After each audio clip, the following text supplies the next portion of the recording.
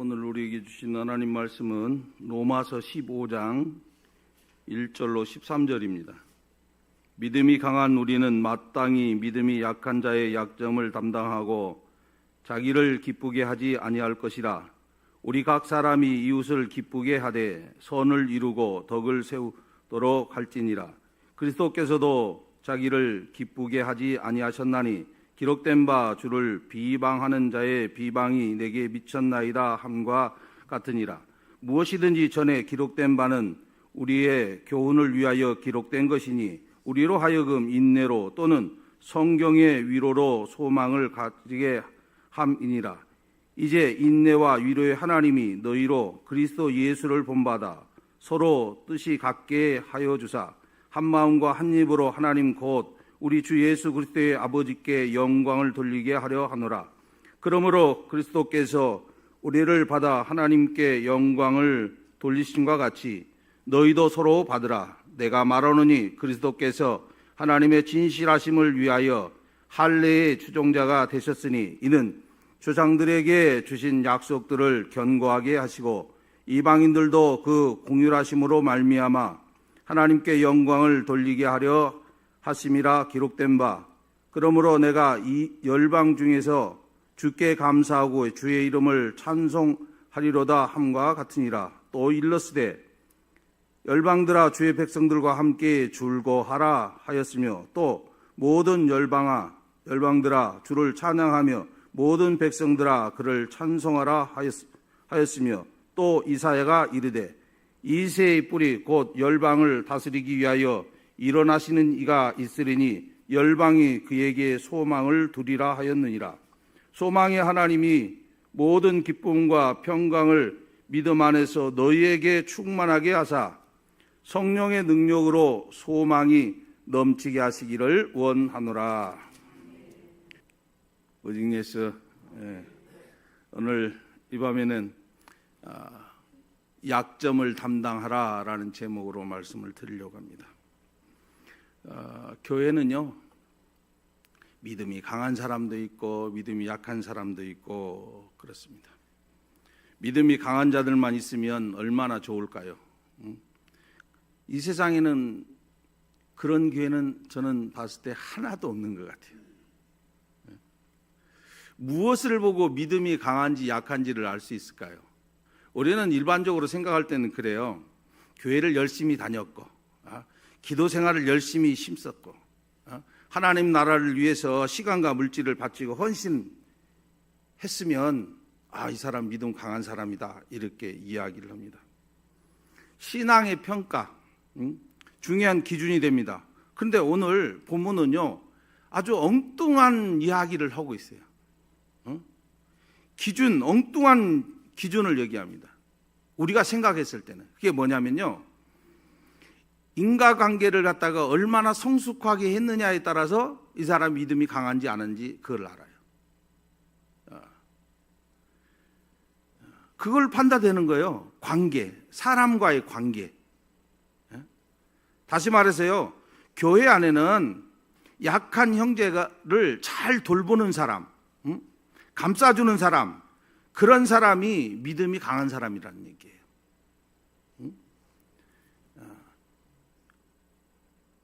교회는요 흠이 있는 사람들이 모입니다. 실수가 많은 사람들이 모여요. 그러면 그 사람들을 갖다가 어떤 태도로 그런 사람들을 받아주느냐라는 것이죠. 그걸 보고 우리는 그 사람이 믿음이 있는 사람인지 믿음이 없는 사람인지 알 수가 있어요. 그러니까 그런 사람을 받아주려면요 마음이 넓어야 돼요. 마음이 넓지 않으면 받아줄 수가 없어요. 그런 사람이 강한 사람이니까. 약한 형제 때문에, 믿음이 약한 형제, 이제 믿음의 시작이 된 사람들을 보면은 좀 약해요. 그 사람들을 위해서 내가 먹는 것도 행동하는 것도 조심할 줄 아는 사람이 믿음 있는 사람이에요. 걸림이 되면 안 되잖아요. 믿음이 강한 사람은요 우리가 자기 성찰을 잘 갖는 사람이에요. 자기를 돌아볼 줄 안다라는 거예요. 그래서 자기의 현주소를 모르는 사람은 믿음을 잘 몰라요. 아직도. 내가 다른 사람하고 인과관계를 얼마나 잘 맺고 있는지. 교회 안에서 마찬가지예요. 어떤 사람은 인과관계를 잘 맺어요.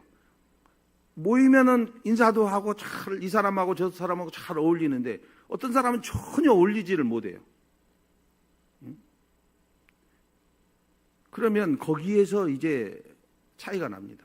아, 이 사람 믿음에 강한 사람인지 약한 사람인지. 그래서 우리는 각자를 돌아볼 수 있어야 돼요. 바울은요, 자기 자신을 어떻게 지금 이야기를 하고 있냐면요, 성경에 보니까 로마서 지금 15장 1절에요. 믿음이 강한 자는 우리는 이라는 말이 나옵니다. 우리는 마땅히 믿음이 약한 자의 약점을 담당하고 자기를 기쁘게 하지 아니할 것이라. 여기서 강한 자는요, 우리라는 말을 씁니다. 우리. 근데 여기에 바울이 지금 포함되어 있어요. 그러니까 자신을 믿음이 약한 자라고 말하지 않고 지금 연약한 형제를 위해서 할 수 있는 대로 최선을 다하고 그가 그리스도 안에서 바로 서도록 만드는 사람이었다라고 자기는 얘기를 하는 거예요. 응? 우리 모두는 믿음이 좀 강한 사람이 됐으면 좋겠어요. 응? 믿음이 강한 자는 약한 자를 위해서요, 할 일이 참 많습니다. 근데 믿음이 약한 사람은요, 강한 자를 위해서 할 것이 별로 없어요. 믿음이 강한 자가 많을수록 그 교회는요, 살아있는 교회예요. 능력을 가진 교회입니다. 마음이 넓으면요, 그 안에 무엇이 싹터 갖고 있냐면 사랑이 싹터요. 교회가 그런 거예요. 믿음이 강한 사람이 많으면 많을수록 사랑이 있죠. 근데 교회라는 건요, 이 세상에서 교회만큼 이질적인 집단이 없어요. 세상에서는요, 무슨 뭐 동창이라고 만나고, 또 취미가 같으니까 만나고, 공통점이 있어요. 어떤 공통점이 끼리끼리 모이는 거예요. 그런데 교회는요, 끼리끼리 안 모여요. 이게 취미도 달라요. 제 취미하고 여러분 취미하고는 달라요. 그렇잖아요. 빈부귀천도 달라요. 어떤 사람은 부자고 어떤 사람은 가난해요. 문교부 혜택을 많이 받은 사람이 있고 문교부 혜택을 못 받는 사람도 있고 그래요. 그러니까 아주 서로 밀어내기 아주 좋은 사람들이 모여 있는 거예요. 그런데 어떻게 묶여 있냐? 믿음이라는 것으로 묶여 갖고 있어요. 그래서 교회는요, 가끔 다툼이 일어나는 거예요. 그런데 그 믿음이 강한 사람은 그럴 때 표가 납니다. 문제가 항상 생기니까 넓은 마음으로 안아줄 수 있어야 된다는 것이죠. 연약한 사람이 많으니까. 믿음 약한 사람은요, 아주 쉽게 상처받아요. 말 한마디에 그냥 상처받고요, 쓰러져 버려요. 말 안 해도요, 스스로가 쓰러져 버려요. 교회 안에서 하고 싶은 일을 못하면요, 쓰러져 버립니다. 또. 자기 뜻대로 안 해주면 또 쓰러져 버려요. 그리고 다른 사람을 자꾸 따라서 하려고 해요. 하나님이 자기 주신 은혜대로 안 하고, 그리고 이해를 잘 못해요. 쉽게 상처받아 버려요. 그리고 가치가 있는 일인지 가치가 없는 일인지도 이걸 잘 분별을 못해요. 그래서 걸려서 넘어지는 거예요. 약점이 굉장히 많습니다. 믿음이 약한 사람들은. 그런데 약점이라는 게 여러분 하루아침에 고쳐지는 거 아니잖아요. 게으른 사람 여러분 하루아침에 부지런한 사람으로 안 바뀌어요. 교회도 마찬가지예요. 하루아침에 믿음이 약한 사람이 믿음이 강한 사람으로 바뀌겠습니까? 우리 교회 지난번에 이렇게 있었잖아요. 이렇게 있을 때 뭐가 있었어요? 뒤에가 십자가가 있었어요. 근데 이렇게 이제 교회 하면서 이제 십자가를 이제 떨어뜨렸어요. 그 깨졌어요. 그래서 여기서 일하는 사람들이 십자가를 해주기로 해놓고 그냥 뻥치고 도망가 버렸어요. 그리고 저도 별로 뭐 막 억지로 해야 된다 이런 생각은 안 해요. 그런데 어떤 분이 왜 십자가도 없다고 그러더라고요. 근데 우리 교인은 아니고 다른 데서 와갖고 자기도 개혁칙이라고 하면서 이제 그런 얘기다. 왜 이 교회는 십자가가 없어요? 저도 개혁칙 다니는데요. 그러더라고요. 참, 십자가가 뭔지를 잘 모르는 것 같아요. 십자가가 있으면 이단 아니고 십자가가 없으면 이단이고 그럽니까? 그래서 믿음이 참으로 어리구나. 만약에 그러면 여러분 이렇게 얘기할 수도 있잖아요. 그럼 당신이 십자가 있는 대로 가. 그럴 수도 있잖아요. 그렇게 말하는 사람도 믿음이 약한 사람이에요. 그렇게 말하는 사람도. 여러분 성경에 오늘 뭐라고 그래요? 약한 자의 약점을 담당하라 라고 얘기합니다. 우리는 앞에서 지금 두 가지 원칙을 가지고 지금 넘어오는 거예요. 믿음이 강한 자는 어느 정도 약한 자를 위해서 위해줘야 하는데 원칙을 먼저 제가 여러분 말씀을 드렸어요. 첫 번째는요, 각 사람의 마음에 정한 대로 확정된 대로 해라 라고 얘기했어요. 이 원칙을 여러분 반드시 기억하고 있어야 돼요. 각자의 소신대로 결정해서 자유롭게 할 수 있다 이 말이에요. 두 번째 원칙은요, 약한 형제의 걸림돌이 되지 말라 그랬습니다. 실족하게 하면 안 된다 이 말 했잖아요. 그러니까 이걸 여러분 가지고 지금 넘어와야 돼요. 그러면 이 두 가지를 지킬 수 있는 능력은 우리에게 충분히 있어요. 그렇잖아요. 있죠? 없습니까? 있죠. 그러면 약한 형제를, 믿음이 약한 형제를 비판하는 것을 삼가할 수 있어요. 우리는. 또 다른 사람을 실족하지 않게 할 수도 우리는 있어요. 그런데 저나 여러분은 분명히 다 할 수 있습니다. 그런데 하나님께서 우리가요 거기에서 머물러 있으라고 안 해요. 조금 더 나가라 이렇게 얘기를 해요. 한 걸음 더 나가봐라. 이게 세 번째 원칙입니다.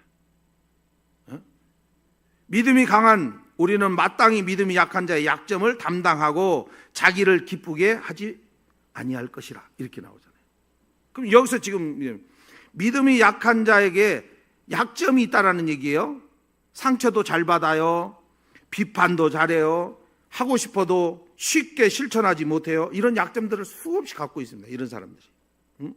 근데 믿음이 약한 사람이 있는가 하면 믿음이 강한 사람은요, 이런 약한 사람의 약점을 담당하라 이렇게 얘기해요. 짊어져라 이런 얘기예요. 담당하다, 짊어지다, 이건요 내 것으로 받아들이다 이거예요. 그냥 조금 더 쉽게 얘기할까요? 일반 성도들이 와서요 기도를 못해요. 기도를 어떻게 하는지를 몰라요. 그러면 기도하는 사람들은 기도를 더 열심히 하는 거예요. 통성기도를 어떤 사람은 잘하는 사람이 있는가 하면 어떤 사람은 통성기도를 못해요. 그러면 통성기도하는 사람들이 열심히 그 사람들의 그 약점을 대신 짊어지고 열심히 기도하는 거예요.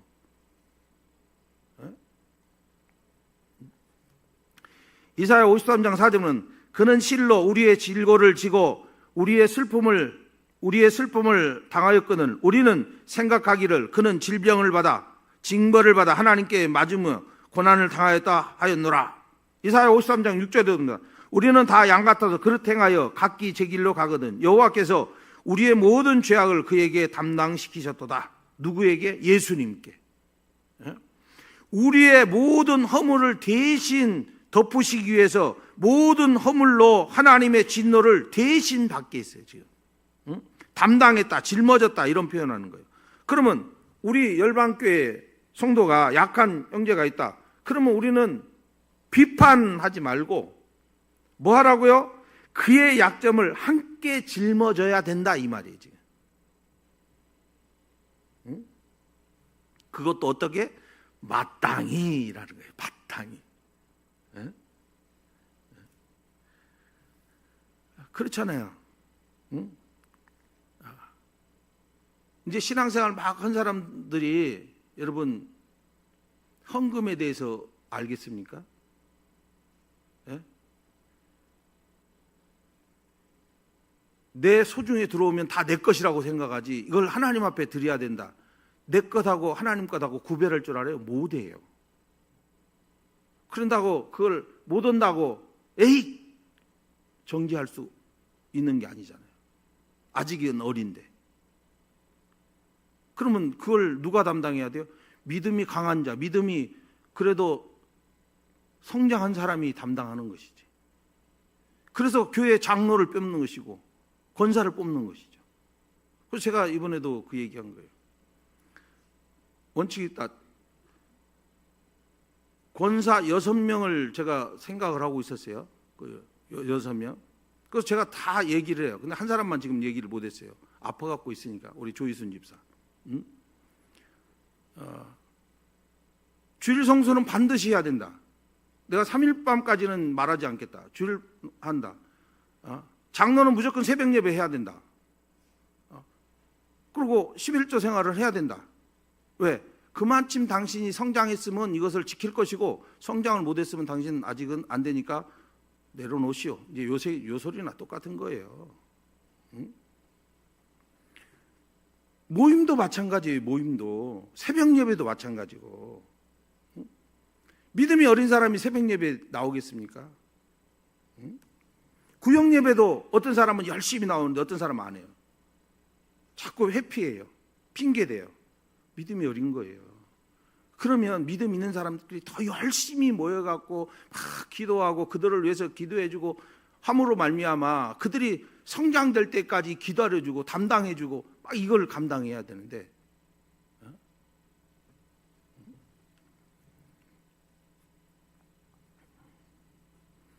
마땅이라는 말이요. 여러분 하고 싶으면 하고 말고 싶으면 말아야 된다 이런 말이 아니에요. 반드시 그렇게 해야 된다라는 얘기예요. 지금 하나님이 우리에게 요구하는 수준을요 조금 높이십시오. 우리 형제의 약점, 나의 약점을 내가 이마쯤 성장할 때까지 다른 형제들이 다 짊어지고 왔어요. 응? 희생의 대가를 다 지불하고 우리가 이마쯤 온 것입니다. 응? 그래서 1절에 그러죠. 자기를 기쁘게 하지 아니할 것이라. 자기를 기쁘게 하지 말라는 얘기예요. 너 자신을 위해서 기쁘게 하지 말아라. 그러면 어떻게 하라는 얘기예요? 약한 믿음의 형제의 약점을 짊어져야 된다는 거예요. 무슨 얘기? 희생하라는 말이에요. 희생. 저 사람이 뭐 여행을 가는데 아이고 안 된다고 하지 말고 네가 저 사람 끝까지 내라 이 소리나 똑같은 얘기 지금. 이거 참 받아들이기 참 어렵죠. 그렇게 산다라는 것이 굉장히 어렵습니다. 약한 것을 대신 짊어준다라는 거. 왜 그러면 이렇게 안 되느냐? 목적 의식이 뚜렷하지 않기 때문에 그러는 거예요. 목적이 없어요. 2절에 보세요. 2절에 보면은 우리 각 사람이 이웃을 기쁘게 하되 선을 이루고 덕을 세우도록 할지니라. 자, 형제에게 선을 이루고 덕을 세우도록 하겠다는 목적이 분명히 해야 돼요. 선을 이룬다는 말은요 유익을 준다 이런 말이고 도움을 준다라는 의미예요. 근데 덕을 세운다라는 말은 서로 붙들어 준다 이런 말이거든요. 그러니까 약점이 약하니까 붙들어 주는 거예요. 잡아주는 거예요. 사람 인자가 그냥 인자가 아니잖아요. 어느 때는 제가 그 사모한테 이렇게 확 기대버려요. 아우 힘들어요 막 그래요. 사람이냐 내가 힘들 때 당신한테 그러니까 지게에 짝대기가 받쳐주듯이 나를 딱 지탱해줘야지 그런 얘기를 해요.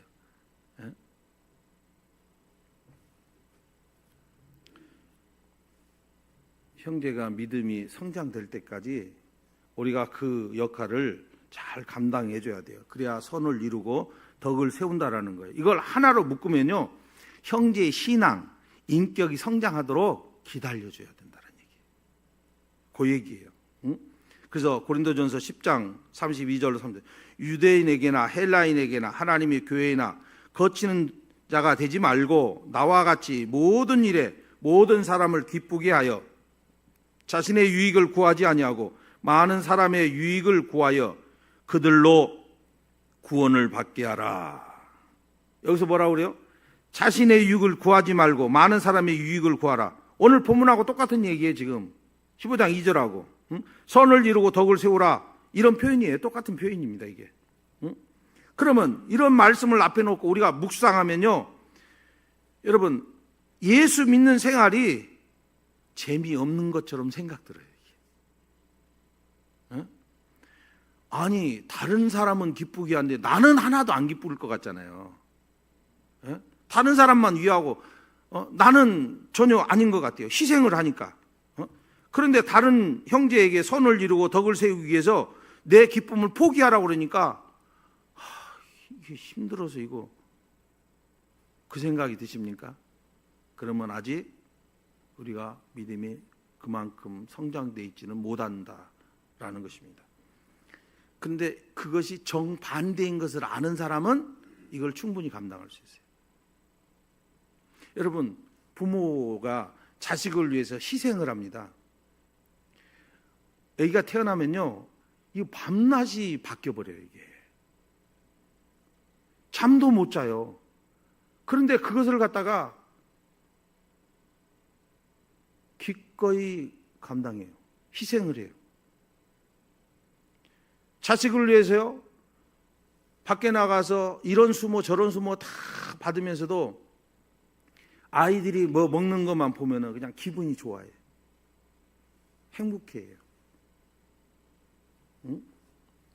그러니까 남을, 여러분, 약한 형제를 위해서 그렇게 한다는 얘기는 곧 내가 희생을 하고 있는데 기쁘다라는 것을 알아요.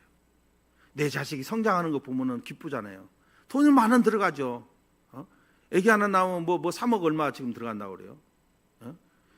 그 아이가 태어나면서부터요, 여러분, 3억에 뭐 그냥 10억이라고 합시다. 아직껏 뭐 쓴 김에 팍 써버리죠 뭐. 10억의 가치를 그 아이가 못 할까요? 예? 여러분에게 준 기쁨, 그것이 여러분 10억 원어치예요? 돈으로 계산할 수가 없는데.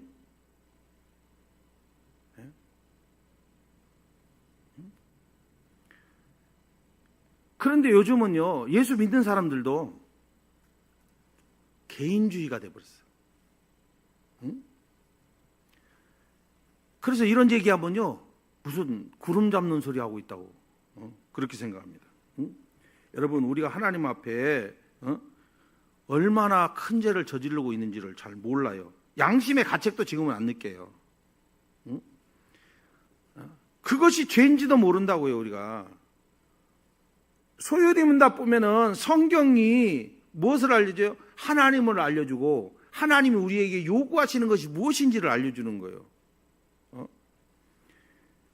그런데 약한 형제를 위해서 우리가 무엇인가 할 때 그것이 나를 위한 것이라는 것을 모르니까, 내가 애쓰고 수고해서 밭을 메고 논을 갈고 막 땀을 흘려갖고 품삯을 받아서 자식을 먹는 거 보면은 많이 못해져서 안타까운 마음, 그것이 부모의 마음이에요.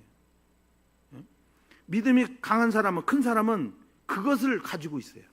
아이고, 내가 조금 더 잘 봐줄 걸, 내가 조금 더 저 사람을 세워줄 수 있는데, 아이고 내가 왜 그때 이해를 못 해줬을까?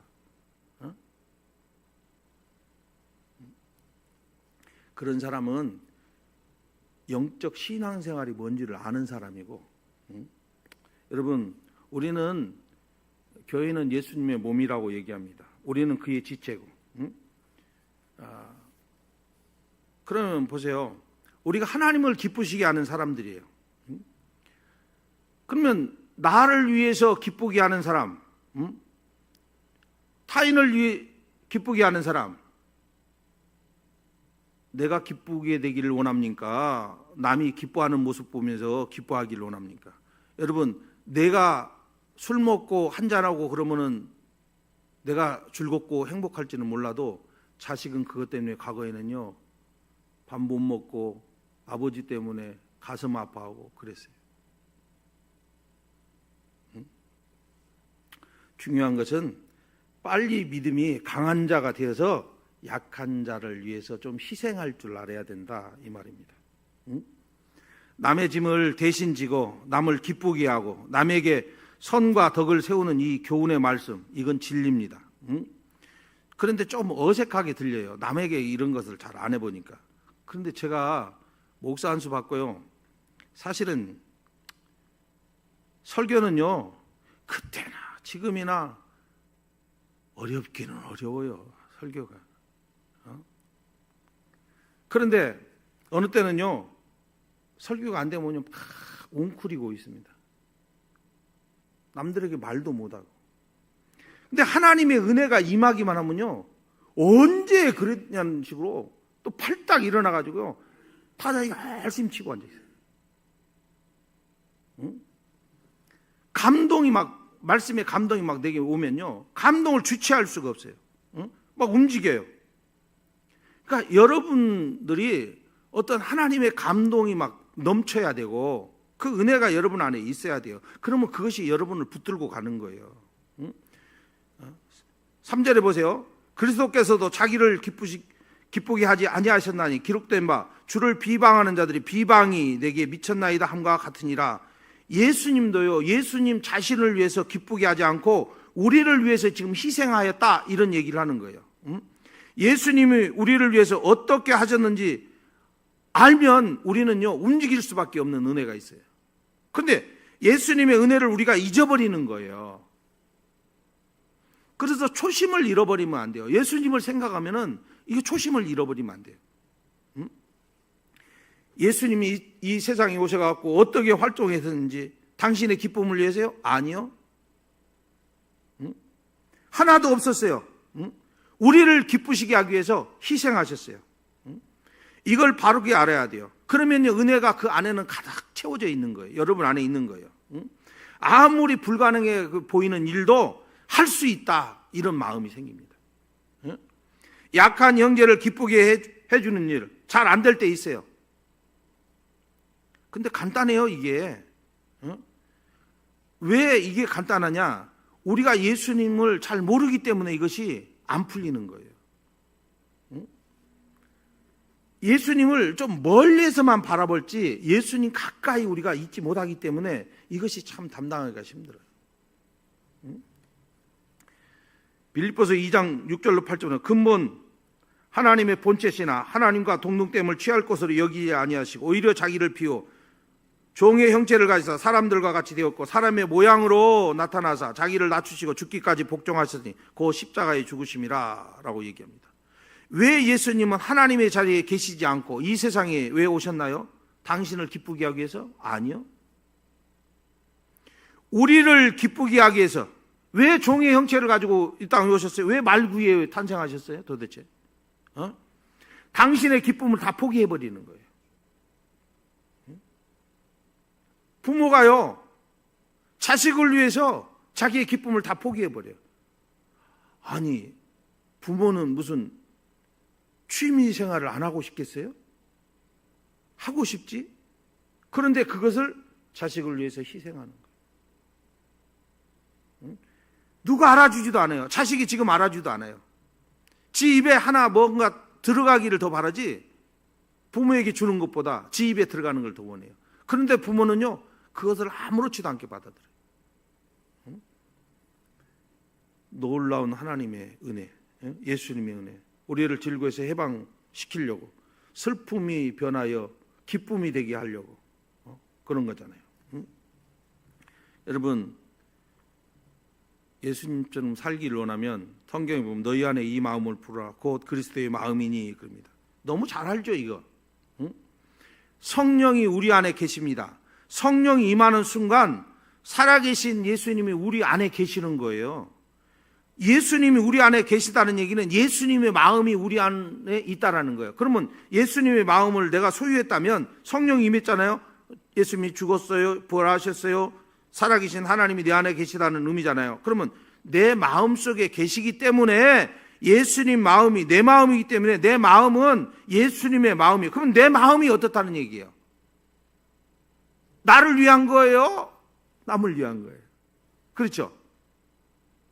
우리는 예수님의 마음이 없어져 버리니까 나만 생각하는 거야. 예수님의 마음이 있다면 나보다도 남을, 약한 형제를 이렇게 받아줄 수 있어요.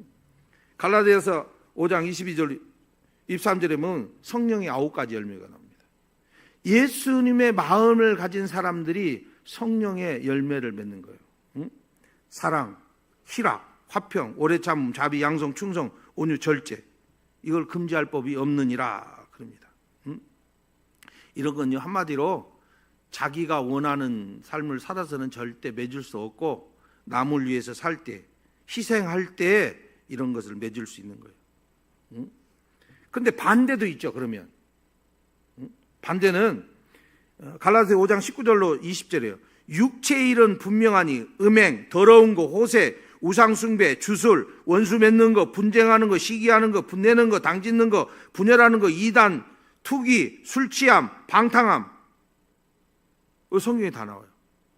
지금 이런 것들 얘기해요. 이런 사람들은 하나님 나라를 유업으로 받지 못할 것이니라 라고 얘기합니다. 자기 중심의 삶을 사는 자는요, 천국에 못 갑니다. 형제의 짐을 좀 질 줄 알아야 되고, 인과관계가 가장 중요해요. 교회 안에서 제가 그런 걸 잘 보는 거예요. 아, 저분은 참 이 사람하고도 가깝고 저 사람도 가깝고 같이 이렇게 잘 통하는구나. 근데 어떤 사람은 전혀 통하지를 않아요. 인사도 안 해. 눈도 안 마주쳐. 만약에 그런 분들을 갖다가 교회 직분자로 세워놓으면요, 더 안 돼요. 안 돼요, 교회는. 예수 닮아가는 그 인격을 어떻게 우리가 무엇으로 판단할 수 있을까요? 그 관계예요, 여러분. 관계. 제 이야기에서 죄송합니다만, 저는 뭐 수도노에 있을 때나 전북노에 있을 때나 서열로 보면은 목사 안수가 빨리 이제 늦지는 않기 때문에 앞에 부분에 있어요. 그런데 제가 그 자리에 앉으면 사람들이 즐거웠게 만들어요. 저는 즐겁게, 행복하게. 근데 그걸 또 싫어하는 사람들도 있겠죠. 다 좋아하지는 않습니다. 싫어하는 사람들도 있어요. 그러면 나이가 먹었는데 그 젊은 이제 제자들이 목사예요. 지금 제자들이. 그러면 그런 친구들한테 가서 막 친구처럼 막 이렇게, 그건 쉽지 않습니다, 사실은. 그런데 그것을 제가 스스로 하는 거예요, 제가. 그들이 와서 먼저 인사를 해야죠. 그렇죠. 제가 선생님이니까. 근데 제가 먼저 가갖고, 아이고, 목사님 오셨어요.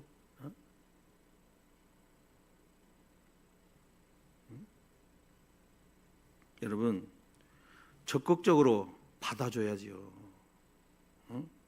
예수님의 마음 있으면 예수님의 삶을 닮아가게 돼 있는 거예요. 다 받아주잖아요. 약한 자, 병든 자, 어떤 자 다 받아줍니다. 우리의 믿음의 수준을 조금만 높여야 돼요. 조금만 높여놓으면 좋겠다 싶어요. 그래서 우리는요, 작은 예수가 돼야 되는 거예요. 작은 예수. 내가 좀 힘들어도 작은 예수가 돼야죠. 교회 안에서 약한 형제 감싸주고 위해줘야 된다는 얘기예요. 연약한 자의 그 약점을 좀 담당하라고. 담당하기 위해서는 작은 예수가 될 수밖에 없습니다. 자, 그럼 어떻게 하면은 예수님 닮은 수준으로 좀 올릴 수 있냐? 이거 이제 이 문제예요.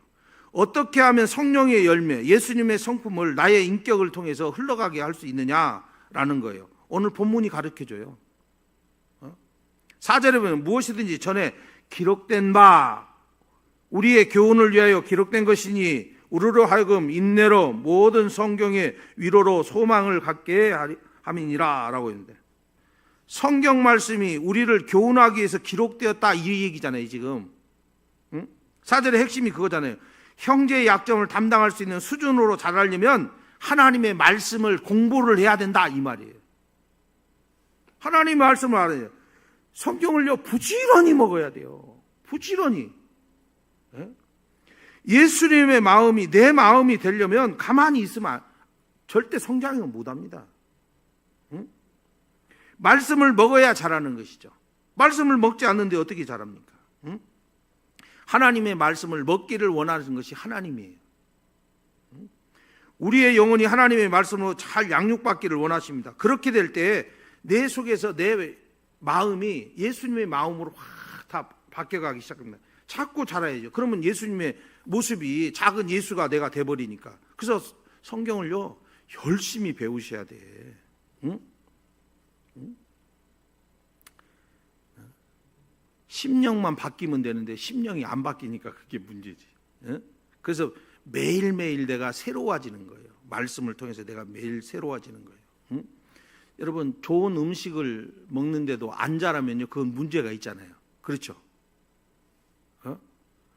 병든 사람이면 안 자라죠. 병이 중한 사람은 절대 안 자랍니다. 그러니까 영적 질병인 사람은 절대 안 자라요. 아무리 먹어도 안 자라요. 근데 그렇지 않고는 말씀을 잘 먹으면요 어떤 일이 있냐, 성령이 깨닫게 해줘요. 그러니까 성령이 우리를 말씀을 깨닫게 해주면 그 사람은요 예수님처럼 나중에는 말하고 행동하고 하게 되는 거예요. 혁명이 일어나야죠. 하나님 말씀을 잘못 배우면 큰일 납니다. 우리는 성경을 너무 잘 알아서도 문제예요. 알고만 있지 아는 것은 아는데 실천을 못하니까. 하나님의 사람으로 온전케 하며 인격이 변화되죠. 온전케 하며 자, 모든 선한 일을 행하기 온전케 하려 함이라. 디모데후서 3장 17절에 그럽니다. 어떻게 사는 것이 형제에게 덕이 되는 삶인지 깨닫기 시작하면요 행동이 달라져 버리는 거예요. 어떻게 달라지는지 알아요? 그거는 간단하죠. 자, 우리 교회는 이제 뭐 우리가 보편적으로 이렇게 똑같이 사니까 그러는데 뭐 서울 같은데 조금 대도시 도시로 가면은 잘 사는 사람하고 못 사는 사람하고 있어요. 어떤 사람은 잘 산다고 막 롤스로이스까지 타고 그냥 쫙 해갖고 그냥 쫙 받치고 그냥 여기다 뭐 여기다 달고 막 여기다 끼고 막 코트 입고 막 쫙 가서 앉아 있고 막 이렇게 그런단 말이에요. 그런데 진짜 있는 사람은요, 그리고 믿음 있는 사람은 절대 그런 모습을 안 보여요. 그냥 다른 사람들하고 그냥 수수하게 입고 와서 같이 예배드려요. 다른 사람을 배려하는 거예요. 우리 교회는 그런 것이 없어서 참 다행이에요. 여기다 막 그냥 눈이 빨갛게 칠하고 막 덕지덕지 막 붙이고. 여러분 예수님을 닮아가기를 원합니다. 상처 주는 말 하지 않기를 원합니다. 공부하면 예수 그리스도를 배우는 거예요. 그리고 예수님을 알게 되면 예수님의 꿈을 여러분 알게 되고 예수님의 꿈을 이루려고 몸부림치는 거예요. 그게 5절로 7절 이야기예요.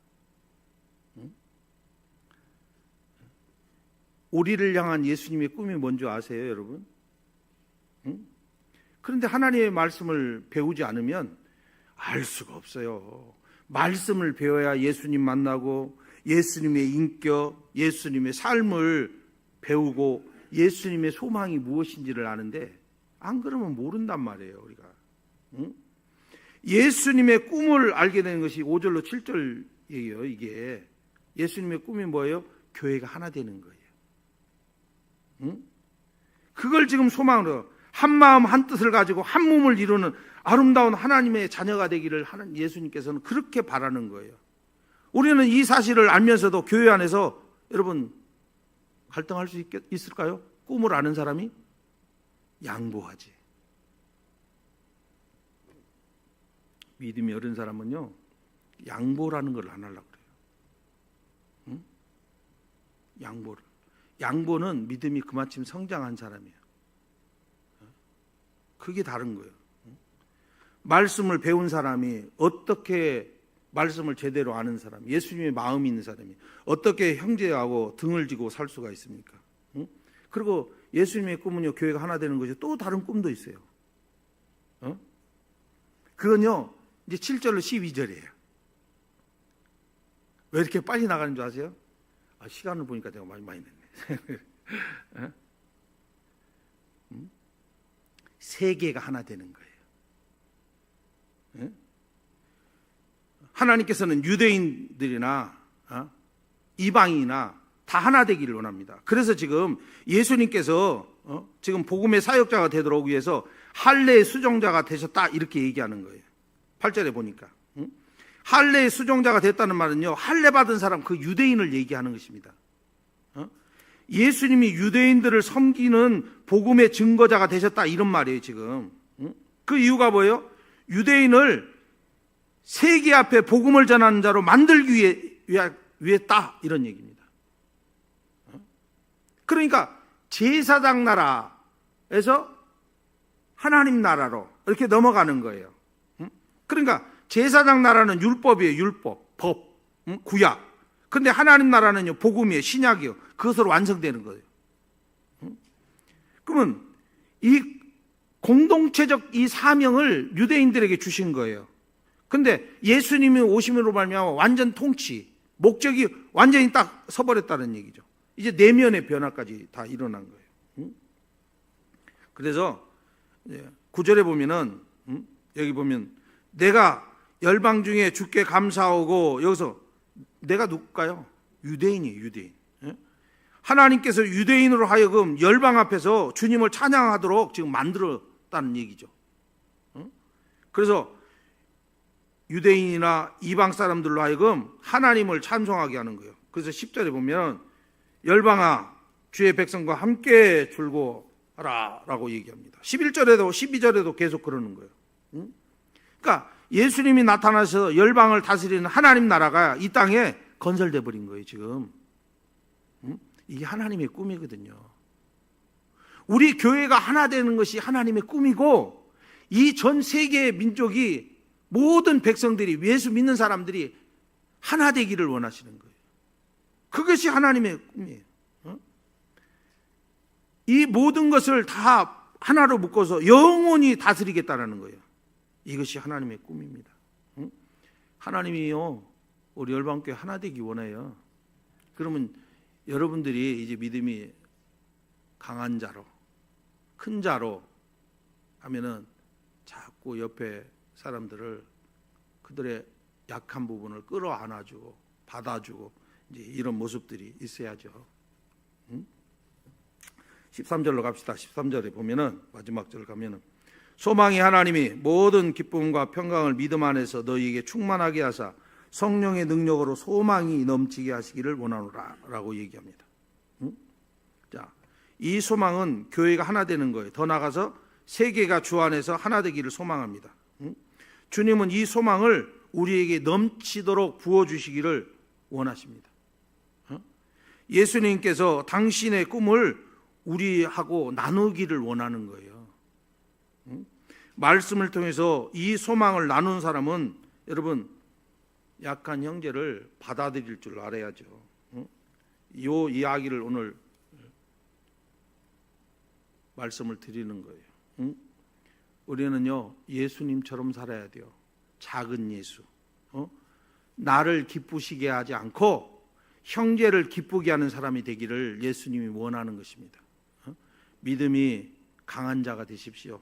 믿음이 큰 자가 되십시오. 그래서 약한 성도들 오면은 그래도 가서 손 한번 잡아주고 등 한번 두들겨 주시고, 나이가 많다고 그래서 어른이 아니고요, 믿음으로 보면 어린애예요. 그러면은 그냥 말이라도 따뜻하게 해주고 위로의 말을 해주고, 그러면 여러분들이 정말 아름다운 교회를 세워가는 모습을 우리 주님께서 기뻐하실 것입니다. 약한 자를 받을 수 있는 강한 자가 되시기를 주의 이름으로 부탁드립니다. 기도합시다.